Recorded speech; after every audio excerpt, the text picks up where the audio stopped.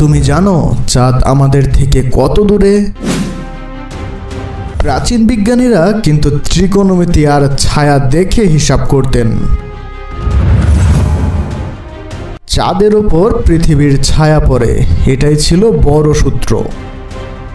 1946 সালে প্রথমবারের মতো বিজ্ঞানীরা পৃথিবী থেকে চাঁদের দিকে রাডার তরঙ্গ পাঠিয়ে তার প্রতিফলন আসা পর্যন্ত সময় মেপে চাঁদের দূরত্ব হিসাব করেন। এখানে সূত্র হচ্ছে দূরত্ব ইকুয়াল টু গতি ইন্টু সময় ডিভাইডেড 2। এরপর 1969 সালে অ্যাপোলো 11 মিশনে চাঁদের পৃষ্ঠে প্রতিফলক বসানো হয়েছিল। এরপর পৃথিবী থেকে লেজার পাঠানো হয় এবং তার প্রতিফলন কত সময়ে ফিরে আসে তা মেপে চাঁদের সুনির্দিষ্ট দূরত্ব জানা যায়। এই পদ্ধতি থেকে জানা গেছে যে চাঁদ প্রতি বছর প্রায় 3.8 সেন্টিমিটার করে পৃথিবী থেকে দূরে সরে যাচ্ছে। চাঁদ পৃথিবী থেকে গড়ে প্রায় 3,84,400 কিলোমিটার দূরে অবস্থিত।